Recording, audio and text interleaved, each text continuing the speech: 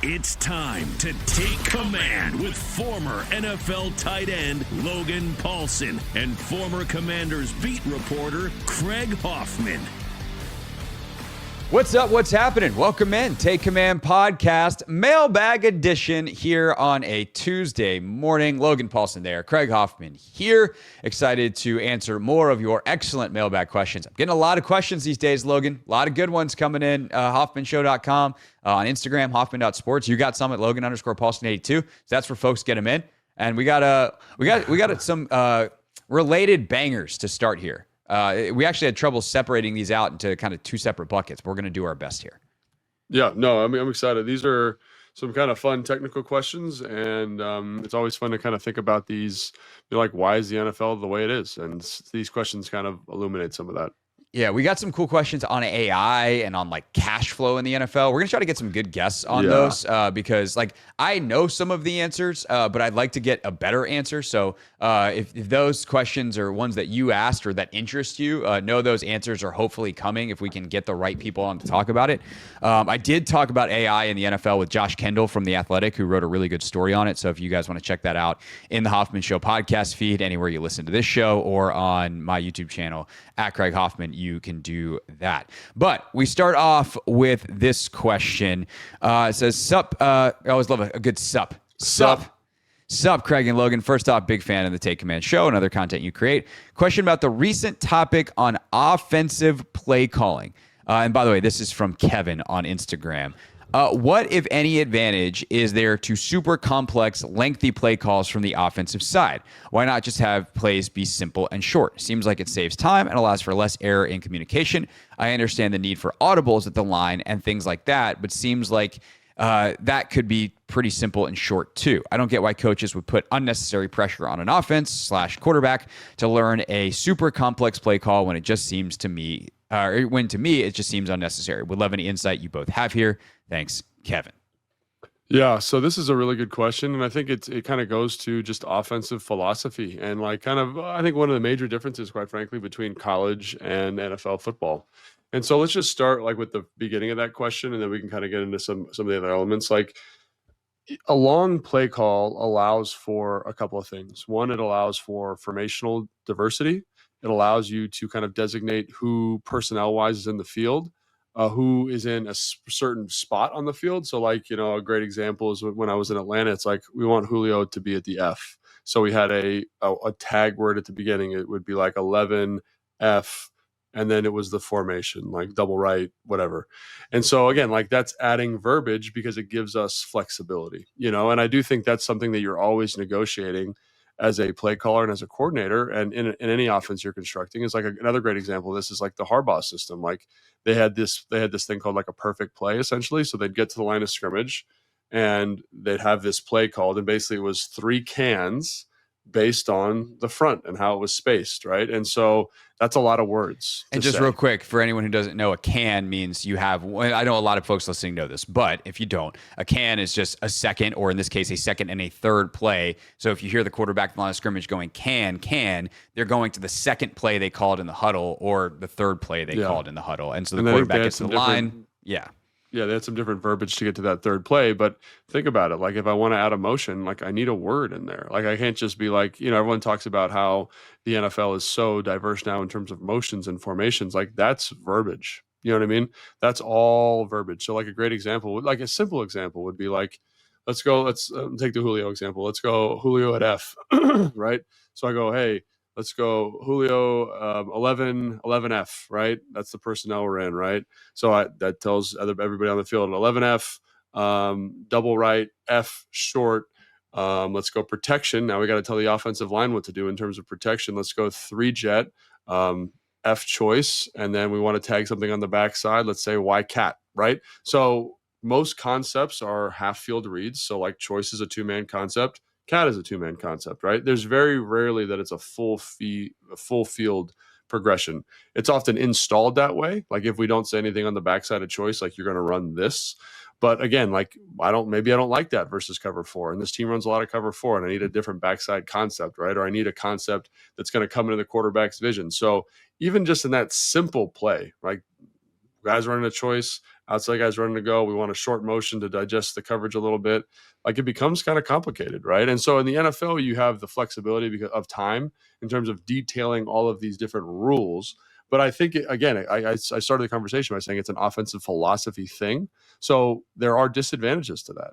Like, long play calls slow the offense down, requires a lot of thinking. And again, it gives you as a play caller more flexibility. It lets you be the marionette or the puppet master of the offense in a way that if it was more simple, it doesn't. But we'll talk about the advantages of smaller verbiage later. But I think, like, as of right now, like, think long verbiage, more diversity, more flexibility with the play call. And that's where you get these crazy like paragraph calls. And honestly, why in the NFL it's so important that the quarterback has a master of the offense. Right. Because it's a great story about Drew Brees. They used to play a game Friday night after the walkthrough where the coordinator would say the personnel, hey, 13 personnel, Devery Henderson or whatever.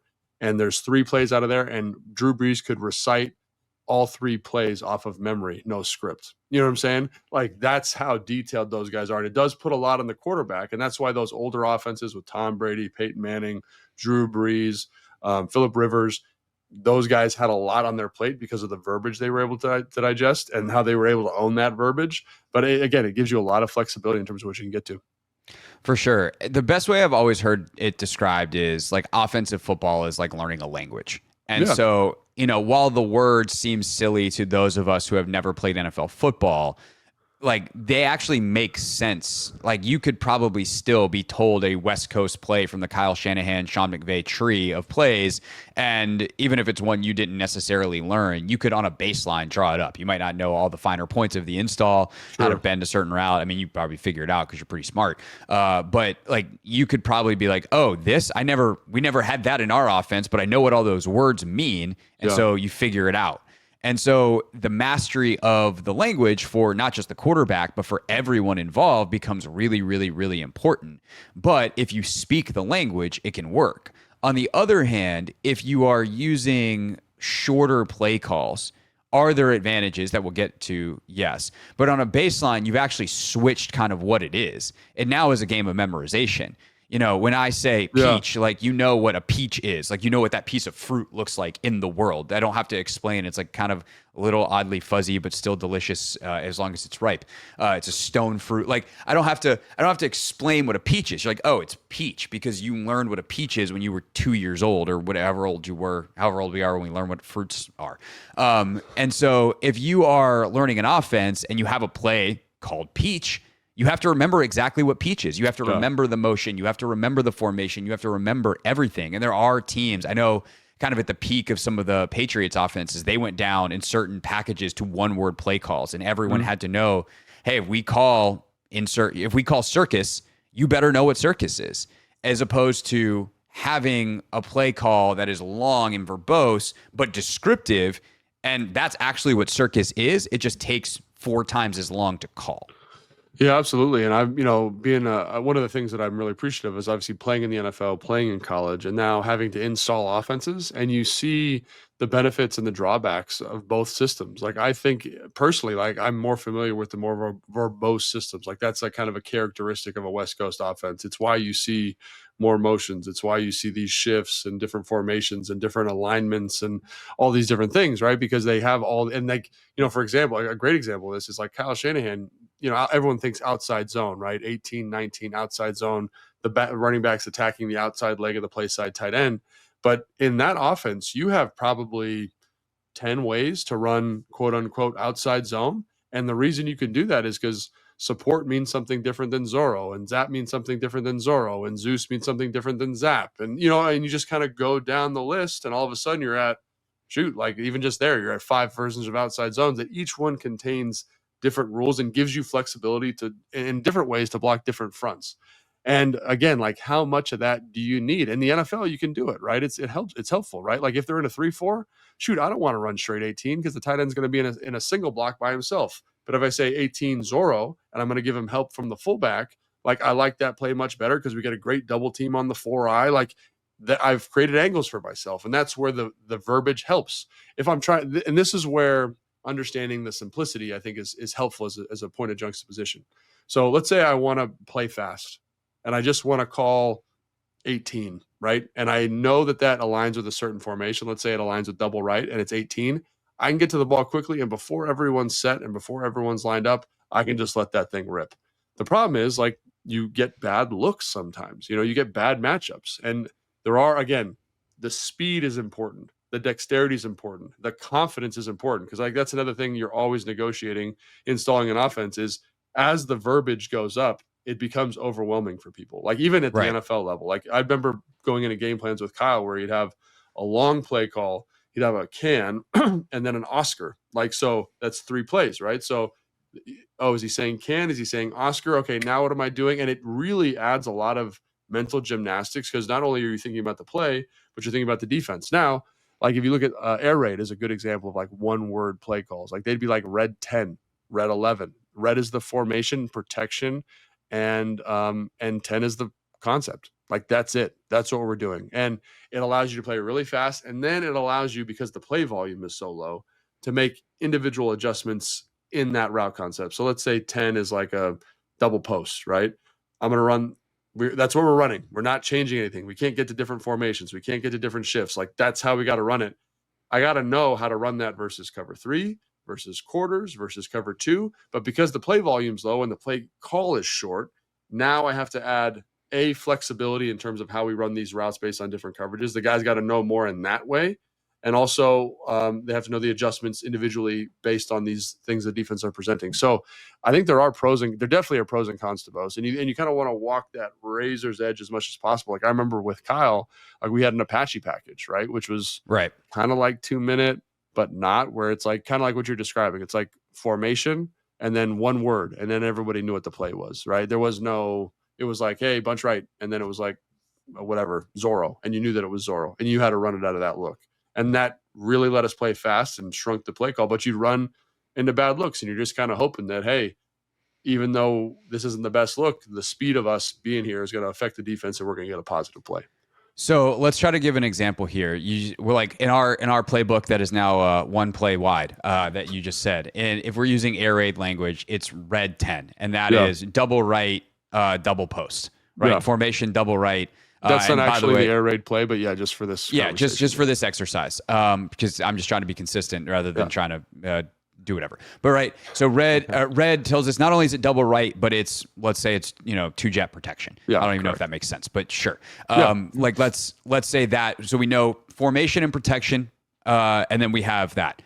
How does that play call sound in West Coast lingo? Yeah, so West Coast lingo would be like double right.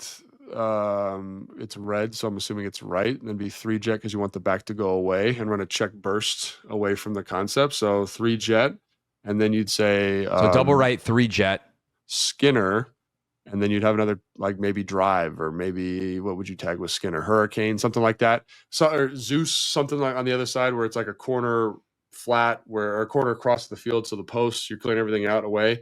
But again, like in the air raid, it's a full field concept, right? Like you can't tag the backside concept anything differently. It's just going to be 4 receivers know exactly what to do. Here, I have the flexibility, like maybe I want to call drive, maybe I want to call cross, maybe I want to call Zorro or Zeus or not Zeus, a hurricane, right? Whatever that looks like on the backside there. And so just again to way oversimplify, we have 2 posts on the right side of the formation. Sure, that's the kind of the basis. That is Skinner. That's the concept in the West Coast. And on the left side, it's not like they're running 2 posts as well, because then they all just run into each other at 25 yards. So we have to figure out what that is. And in the West Coast, we have the flexibility to change that, versus in the air raid, we'd have to call it, maybe we do have that, but we have to call it something completely different. So now, while the play calls are shorter, we need more play calls to get to more stuff, versus being able to just break off little pieces and change little pieces of the play call. Yeah, and I think you saw that like when I was learning a little bit about Ron's offense, which is the digit, which is the numbers offense, right? Yeah. Digits is like, it's like 787. It's like 7s are corners, 8's a post, and then 7's 9. a corner. That's when you've heard 9 route go ball. Like that's what that is from. What is that? The Air Coryell system that Scott Turner and Nor Turner and all them run. That's right. So, and one of the things in there is like you're limited by the digits. And so you can only get to so many different combinations. And so they kind of bastardized it. They still use the numbers, but then they tagged the backside concept something different. So they kind of like went from Eric Coryell into West Coast verbiage to give them the flexibility. And I think in the NFL, the more flexibility, the better. But like that's something I'm really interested to see how Kliff does it, right? Because they seem to have a lot of diversity and a lot of flexibility, right? But either everyone's really smart and they've memorized. So for example, an easy way to do this from an offensive standpoint would be like, let's just take an easy concept, like all go, right? Yeah. So all go in 2x2, you're just running straight up the field, right? Right. But if I call all go and it's trips, like the inside most receiver of the trips needs to get across the field. Then maybe I can go like trips bunch, right? All go. I need to now memorize as a player, like point guys across the ball, outside guys running to the far numbers, and then the inside guys up the seam, right? So you can get like you're talking about, you can get to some more stuff with simple verbiage based on formations, but you increase the amount of memorization. You know what I mean? So that's where it becomes a little bit more challenging. And again, like I kind of always clutch my pearls with limited verbiage because I want, as a play caller, as an offensive player, I want flexibility. I want to be able to call a run that's going to get us into the best look possible, right? And but sometimes that's overwhelming, and ultimately you got to remind yourself that the players got to play. They have to play, and so if they're not comfortable with the check with me, whatever. And Kyle would always, I've said this on the show before, was always great at being like, we had too much in last week. We got to pare it down so you guys can play faster. And that's always the line you're walking with that verbiage thing is like, is there too much verbiage in here? Is there too much offense in? How much do I need to pare it back? Where's that sweet spot of flexibility and dexterity in terms of speed?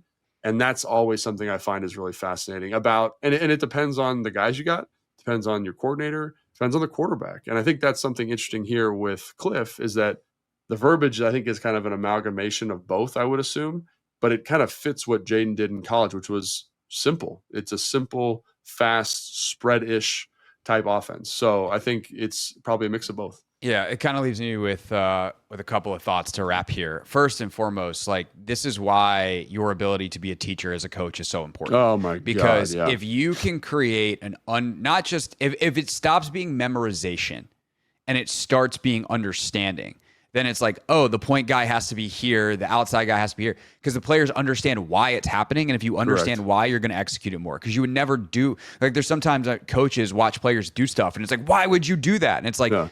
Because I didn't remember what I was supposed to do, and I had no understanding on why I was doing that thing. I thought I was supposed to run here, and I was supposed to run there. And it's like, well, why would you do that? It's like, because that's what I thought. You never told me. Yeah. Like, I didn't understand the spacing, right? So someone like Kliff, I feel like, does an excellent job of being like, not only do we want you to be here, we want you to be here because we're trying to accomplish this. And if you have that, one, you can also make in-game adjustments as a player because sometimes the defense does wacky stuff. And if you need to pull a defender somewhere and you need to bend a route to like kind of attract that guy's attention, or like you need to be a football player. It arms you with the knowledge to be a player. It becomes that is super important. Like a living, breathing thing as opposed to lines on a paper. And that's 100%. Ultimately like the best offenses I played for.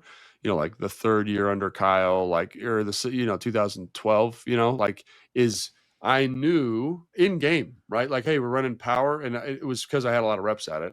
Running power, for example, I'm the wing and it looks like the guy's going to crash, but he doesn't. And then I track to the linebacker and I knew based on the different patterns and shapes, and we'd run power so much that I knew exactly what to do. Like if this guy was here, I did this. If this guy did this, I did this. And I could make those corrections in game. And I remember having conversations with coaches and they'd be like, this is, as a coach, like what you're looking for is like, you don't have to come to the sideline and get this fixed. Like we can call the play again and we're going to be right. And so that's, again, like I think about the stuff I read about air raid last year when we kind of did the Kliff like air raid presentation, is that thing became a living, breathing organism, and everybody knew the adjustments to all the coverages. And so like when you have tight verbiage, you have to do a lot of work to get there, as opposed to big verbiage where I can kind of remind you, hey, in bunch, it's all go special, right? We got to get that guy across the field. He's got a special route as opposed to just straight all go. And so that's where it just depends on how you coach it, really. And I think like you said, being a teacher is extremely important. So if you can get the small verbiage, but like it's a smaller amount, but the higher level of mastery, that can be highly effective. And then the other thing is like, I think part of where like Kliff's offense specifically and this Commanders offense last year excelled was it didn't need some of the variance because like you talk about running into bad looks. The defense's playbook shrank because of the tempo. And we've talked about that before, so we don't need to get into it again now. Otherwise, we'll answer one question on this mailbag episode because we could talk about it for another 20 minutes. But like, it is important to remember that these things it's not just about the verbiage. Correct. It's what the verbiage allows you to do, the pace at which you play, the speed at which the players are able to think. And the pace of play has some dictation to the defense, which slims their playbook. So you know what you're going to get. And that way you're just as likely to be right as if you had, okay, the defense has their old playbook, but we have more options in ours to be right. It's limiting the guessing game on some level as well. No, absolutely. And I think that's, again, it just depends on what you want to be and how you want to get there and what you feel comfortable with. And both are effective. You just got to coach the heck out of both. Yeah, for sure. And have good players, which also tends to help things.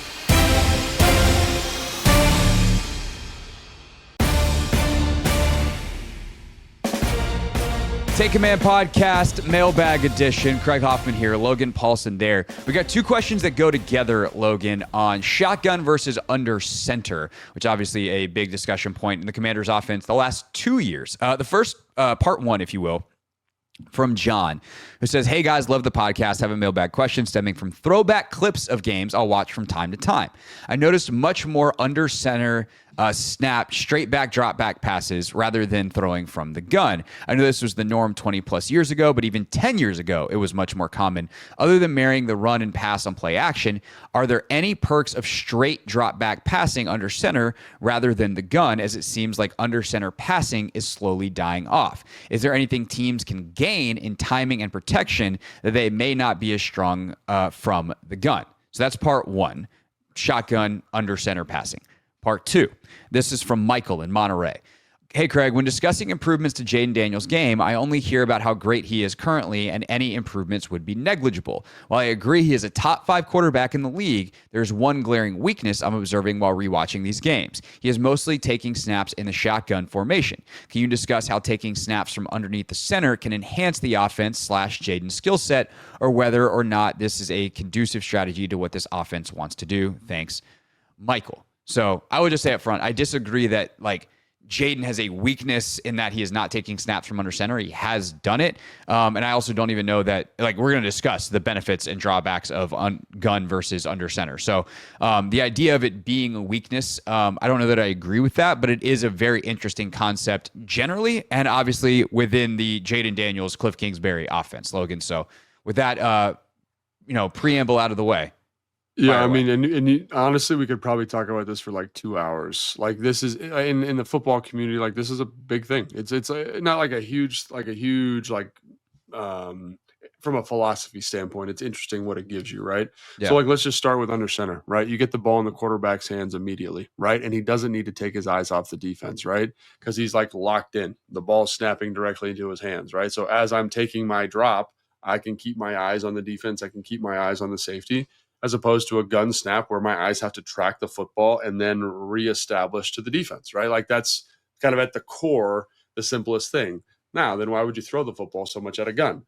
If you're under center, you're also closer to the rush, right? And so like that has some negative drawbacks too. So for example, like if a team is running double A gap pressure, right? Before, you used to be under center and the back used to have to do like a superhuman hero act to like sprint around and dive and like get in front of the way.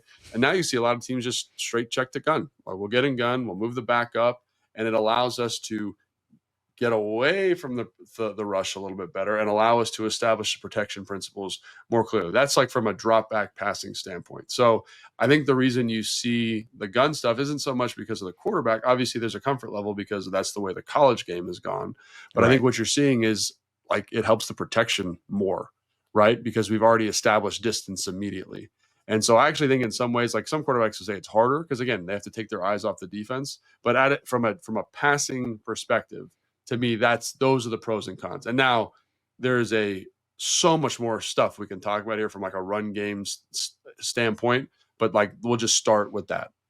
Right. So the other thing I'd be curious to talk to different quarterbacks about is like kind of their ability to take in the pre-snap, right? If Yeah. you can get the wider view of being back, however many yards if you're in pistol versus regular gun, Sure. yards off the line of scrimmage, like, can you just see the field better, or can you see it just fine by standing up at the line of scrimmage and kind of taking in that more narrow view? So what does your pre-snap picture look like? And obviously that then plays into the college game stuff, because if you've been taking in a shotgun depth wide pre-snap view your entire life, and now you're being asked to change your vantage point, that could have some drawbacks. You might miss some things, may not understand certain things.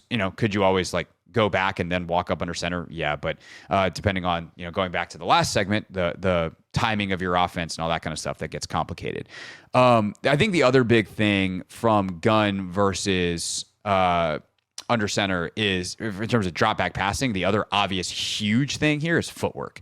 Like the timing of 3, 5, 7-step drops with or without a hitch versus the shotgun timing, and the complexity and the intricacy of that, I think, is much harder under center, or at least it's harder under center.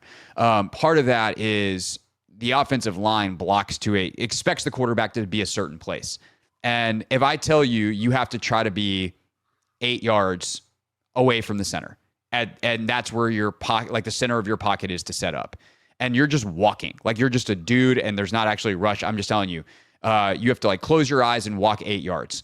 Like, could you do it? Or you have to look up and walk 8 yards. You can't count the yard markers on the field. Like trying to guess from, and it's closest to the pin. Like, I would rather start 5 yards away than 8 yards away. So like the point being that the length of your steps, the timing of that, not tripping over your own feet. It's just more stuff that can go wrong in the footwork versus shotgun, where it's like, okay, yeah, I have to catch the ball, but then I'm not moving nearly as much. The timing is is a little easier, and where I post up to kind of have my central hub of the pocket is just easier for me and for the offensive line. Sure. I think that's a great point. I mean, when you're coaching, like, as I've coached quarterbacks under center, it's hard. It's very, very hard. It takes a lot of reps. And I think that's something else that I wanted to bring up, is like, so much of the high school game, so much of the college game is done in the gun. I just think there's a much greater comfort level with being in the gun, like with the footwork, right? Like, there's some technicality to it in terms of, rhythm. Where's my plant foot? How do I get to, if it's for timing purposes, is it 3 and a hitch? Is it, there's still some nuance there, but it's definitely not as complicated, right? You could almost survive with a quarterback with very poor footwork from the gun, like, because again, they're so far away from the rush. And to me, that's kind of what it goes back to, is when you're dropping, right, you are navigating the rush. You're navigating getting depth away from the rush. And in the gun, you just have time and distance. And so it makes the margins on footwork less important. Like, if you watch those old clips of like, Joe Montana or something like that, working their drop, like it's like a little bit dicey. You know what I'm saying? Like, you got to get out of there and get some depth, but now you already got it. Fast. Yeah.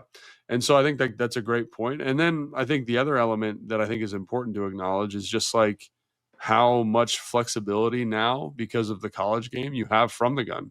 Like, you can do a zone read from the gun. You can't really do that under center. Like, it plays more like a triple option. It's like a dive and you're running to the edge. You know what I mean? If you're doing it under center, RPOs, you can't really do them from under the gun. You can do like pre-snap reads, things like that. But again, like, think about the way offenses are constructed, how they've built-in methodologies to make it challenging for the defense. I think about the Miami Dolphins and what they do from the gun. They basically run a version of the single wing, excuse me, which is from the gun. Like, you'll see some of the backfield actions they get to where the quarterback turns his back to the defense, like fakes a jet motion behind him, and then turns back and is ready to throw the football off of play action. So they've been able to kind of get to more diverse backfield stuff as well, in terms of providing eye candy for the defense that used to just be kind of done under center. But now, again, like, people are smart. They're trying new stuff. Team speed's gotten better. And so, like, not only does it, I think, help the quarterback with protection, maybe help with visibility, like you alluded to, Craig. It'd be interesting to talk to someone about that. But I also think you're getting more ways to challenge the defense that are less impactful on the quarterback's body. Because again, you can do some of that stuff from under center, right? Like, I can run triple option from under center, right? I can run some type of zone read from under center, but that quarterback's going to take a huge shot. Now from the gun, again, I have time and distance to kind of see the read, make a decision, protect myself if I have to. So again, like that's where I think the gun game has, again, it's changed dramatically, changed the shape of football, but I don't think it's it's essential the same way that it used to be, right? And are there advantages to running under center? Absolutely. We can talk about those in a second, but I do think just look at the way the game shifted. Think about the comfortability of the quarterback. Think about what it does from a protection standpoint. Think about what it does from an RPO and zone read standpoint. Like it just makes sense to be in the gun a little bit more. Yeah, I'd also be curious to talk to like some older quarterbacks who did a lot more stuff under center. You talk about the eyes dropping to catch the football, which obviously is true. I wonder how many young quarterbacks, like how long into the league do you, well, one, like, definitely there's guys that like barely even look down, obviously they can pretty quickly get their eyes up, but also like if you're under center and you're dropping back, are you watching the rush? Like, are your eyes actually up? And how much information are you actually able to take in those initial steps? Because you're behind all these 6'4" offensive linemen, your head's bobbing up and down. Like that's a technique thing. Like, can you, if you play baseball and you track a fly ball in the outfield, like if you're really sprinting, the ability to hold your head steady and track the ball, or if you're tracking a football, right? Like the ability to hold your head steady and get a clear view is really hard at full speed. Well, if you got to bust your butt to get out from under center, and your head might be doing a little bob up and down. Like, how clear is the picture you're actually seeing of that dropping linebacker or that rotating safety anyway in those first few steps versus like I've caught the ball, my head is steady, like I have my base underneath me in the pocket. So I actually would be curious. Having never played quarterback, I don't have an answer to that, but it is the kind of thing that I would be curious about to talk to. In terms of schematics, though, that's where I think it does get really interesting. And there certainly are a lot of like on paper, under center makes a whole lot of sense for a lot of reasons. What are some of the ones that you see offenses maybe losing in this gun heavy environment versus when you came into the league and there still was a ton of under center stuff in the NFL? And obviously under center stuff is coming back into vogue slightly with the lighter boxes and things like that. I personally think the sweet spot is pistol. That's just my personal opinion. But what I will say is like your ability to run play action passes and run and get the back downhill. I think that's the other thing. Like the way you coach, like a zone read or even an inside zone from the gun is they got to take 3 lateral steps, right? The running back does in front of the quarterback. And those 3 lateral steps are times where I'm not attacking the line of scrimmage. So like one of my least favorite things, I understand it's part of the game. I understand it gives you the RPO. It gives you the zone read. It gives you some of these pre-snap bubble looks where we can really stretch the defense out. But the thing is, it really makes it hard for the back to like get downhill and read it out. So I think about like a good example is like Derrick Henry, like his first couple of years in Tennessee, a lot of gun runs.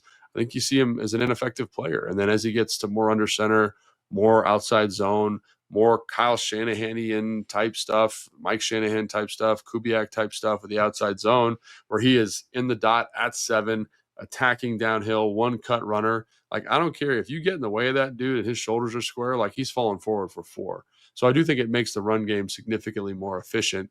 Also from the dot, you get more flexibility in terms of the direction of the back, right? So like, for example, in the gun, if the back's standing on my left, like this is something that you're always negotiating as a coach. And when you're watching film, like you should check this out. 9 out of 10 times that ball is going away, right? He has to run across the quarterback to get over there. Now you're starting to see some people diversify where they run across and kind of counter back, or we got a zone read. But the run index shrinks dramatically, right? It's like you can run 4 runs maybe. From the dot, man, shoot, we can run power, counter, inside zone, outside zone, trap, wham, whatever you want from the dot. So I do think it adds a lot of flexibility from run scheme.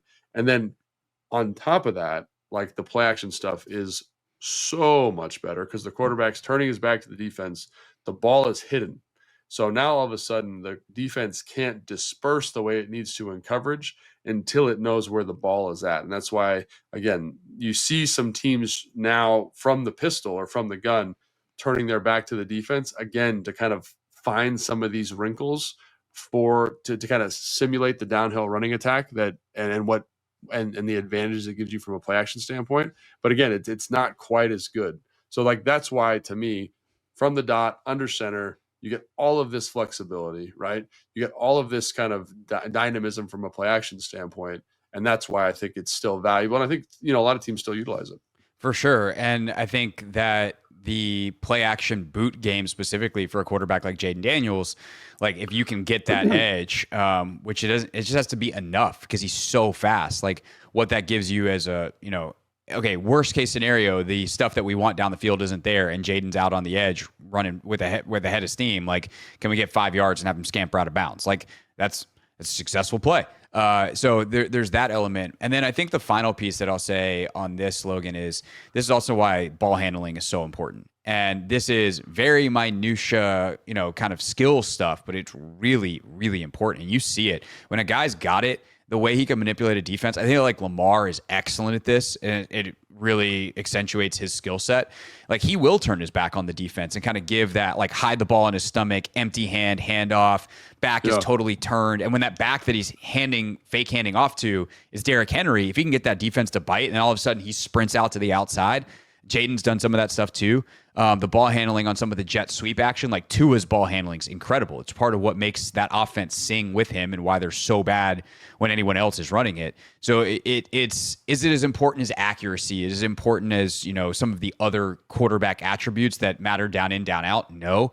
But can it be a way to take an offense to the next level and to generate some explosive plays? Yeah, if you can get that fooling of the defense out of the gun in the way that more quarterbacks probably can do based off of just the action in total under center, I think that's another like really, really, really important element. And I know it's something that Kliff and this quarterback room spends a lot of time on in practice during their individual periods.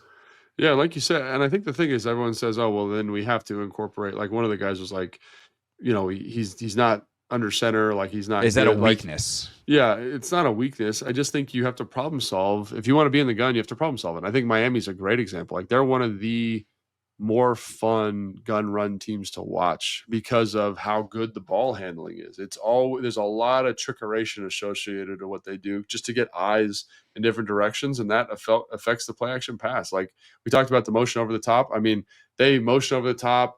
Then Tua drops his inside hand, hands it to the back underneath. They run counter back the other way. Like it's a spinner, like high school spinner offense, and like that's awesome that they've been able to cultivate that ball handling. They've invested a lot of time. They've identified the weaknesses of being in the gun, and they've helped mitigate that, right? But I do think like you said, I think Kliff understands there are elements of that to this offense, but that's not the priority. We talked about how it's so important that they play fast and they get into different looks. And then in short yardage situations, I do love that they get under center. And how you alluded to, like they've been able to run some trick plays and maximize fourth and shorts because of Jaden Daniels' ability to get under center, hand the ball off to the back or boot or whatever we're doing. And so there are pros and cons to both. I don't think any of them indicate that Jaden is a good or bad football player. It's just what the direction of the offense is and how they choose to execute it. So I think that's where I kind of come down on it. It's like, yes, there are limitations and positives to both elements, but it doesn't reflect on positive or negative play for the quarterback position. Right. John, Michael, hope we answered your questions.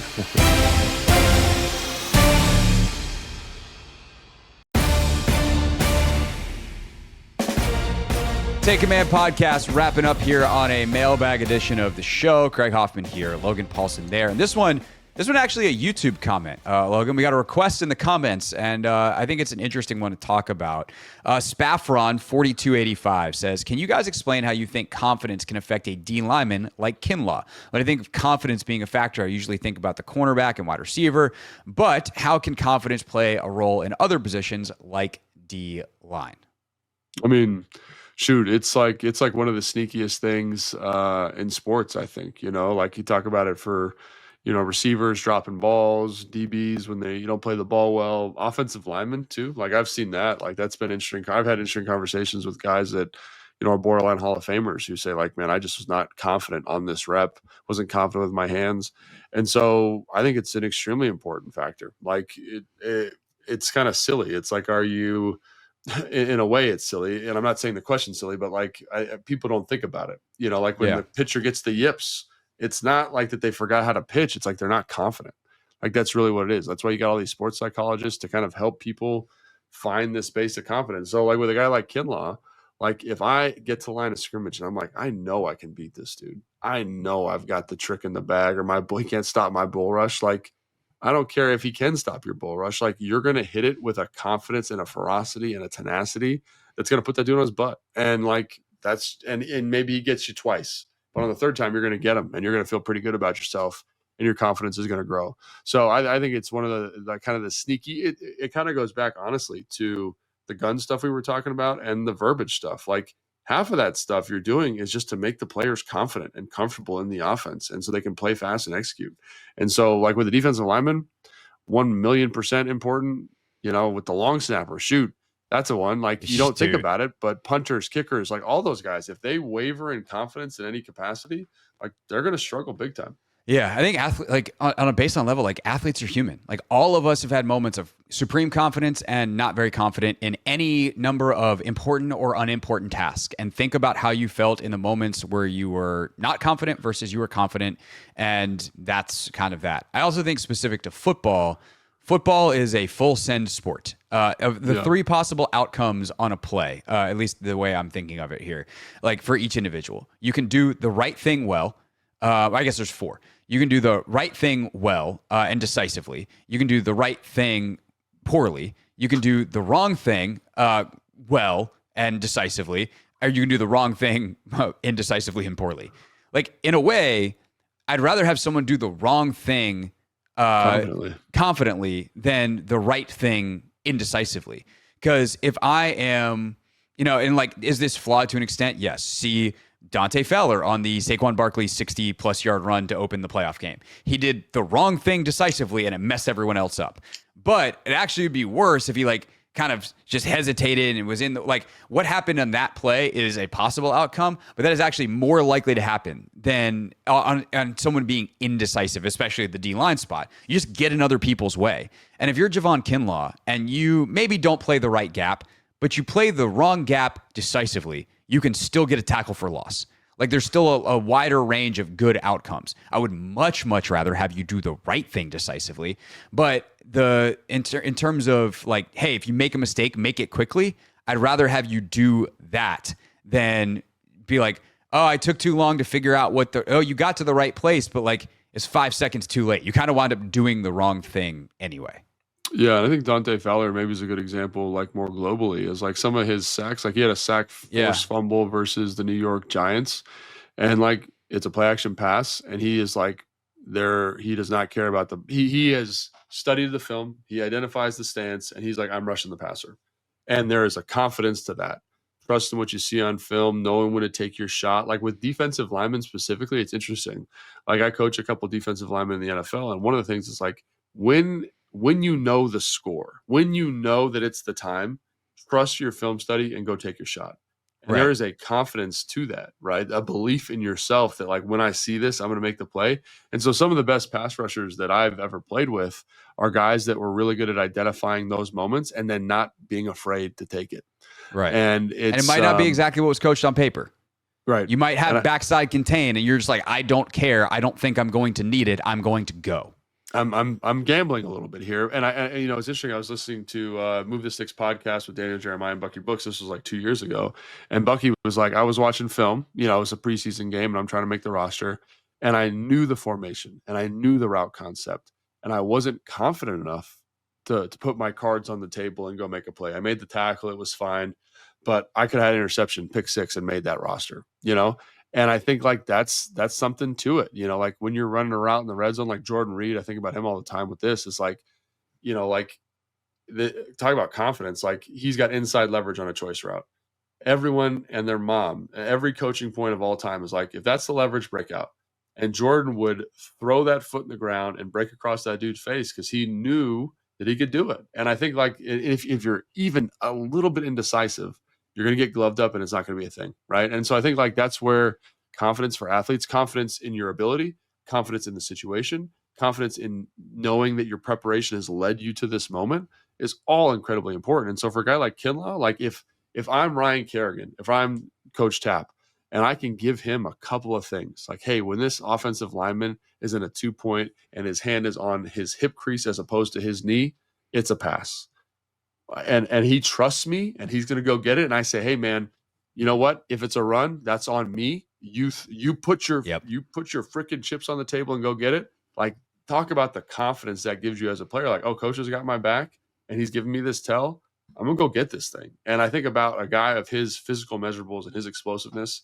When you give him, say, hey, like, go get it right now, like, that's going to be tremendous. And so those are just a couple examples. I mean, there's a myriad more, but I think about with defensive line specifically, like, hey, third and 10, they got to have it. You got to have it. And you know that how this tackle is going to set you because you've prepped it. You know how he's going to punch with his hands. Throw your best move versus that and go get a sack. Right? Totally. And I think the coaching point too, I remember we talked about this last year with the secondary. And I think it was BSJ who said it, which is not going to endear a whole lot of validity with the audience, but it is what it is. Like some of the comebacks and things that they gave up, it's like, that's on me as the coach. Like the coach has literally told them, don't get beat here. If you get beat here, that's on the call, that's on the coverage, and we're willing to live with that and play another down. Because we can't stop everything, as opposed to the previous administration, which the players felt like they had to stop everything, and as a result, they stopped nothing. And so I think that ability to just know, like, hey, coach said that's on me, and then to be told, like, hey, all right, you're watching film during the week, you're reviewing it, it's like, hey, that one was on me. It's like, oh, he said it was going to be on him. It was on him, as opposed to, oh, they said don't worry about that. Now I'm getting screamed at in film session for doing the exact thing that you told me to do. So there is a high level, it just allows you to play, again, decisively. Like that's the word I keep going back to for especially defensive players, where you're getting dictated to, you have to make a decision, you have to react, and the ability to just trust that reaction, trust that decision, and execute as well as you can within those circumstances. That's going to make you a much better football player, much more effective. And I think in a guy like Kinlaw's case, a lot more splash plays than if you are indecisive and you just never fire and you don't use your gifts that you have of being like the biggest human that any of us have ever seen. Yeah, and I think about stuff that Fred used to say when he was playing with, Sean Taylor, and he'd say that, like, I had a belief in him and I knew I had a confidence I could do certain things with him back there, and that we could communicate. Maybe the coverage wasn't exactly right, but like I knew he had my back and I had his back. And so kind of, again, like there's something like I think about it with me and DY when I was here, like, again, like I'm blocking Y and I got a man reach on DeMarcus Ware. Like I knew DY was going to do everything in his power to help me on the inside shoulder. Like I knew come hell or high water, he was going to be there for me. And like that gives you confidence as a player to throw your hat outside and be hyper aggressive and like go smash that dude in the face. And if you're not that way, there's no way you're blocking DeMarcus Ware. Correct. He's too fast, he's too big, he's too strong. Yeah, but who did that? Kyle did that for me. DY did that for me. The offensive line did that for me, and the fact and when Kyle called that play did that for me. And so talk about building confidence in a player. Like you can do it. You just it goes back to being a teacher, right? Like, did I teach you the moment? And did I teach you why you can be confident? And I think that's something that's pretty cool too. So for sure. All right. That's our show for this week. I actually have no idea what we're doing on Thursday. So we had a couple of rankings and now we're out of things to rank. So maybe we'll come up with new things to rank. Maybe we'll come up with something else to talk about. So we will be back. If you have an idea and you want to produce this show, just throw it in Someone's got to. All right. No, just kidding. Our producer, we don't really ask him for ideas. Maybe Evan's got ideas. We should probably ask him. We've just been on autopilot doing mailbags and ranking stuff that we've done for years. Maybe Evan's had great ideas all along since he's joined us a couple of months ago. And now, Evan, it's going to be your time to shine. Anyway, we'll do something on Thursday. We'll be back then. Thanks so much for watching and listening. And we'll see you next time on Take Command, where we'll talk about football.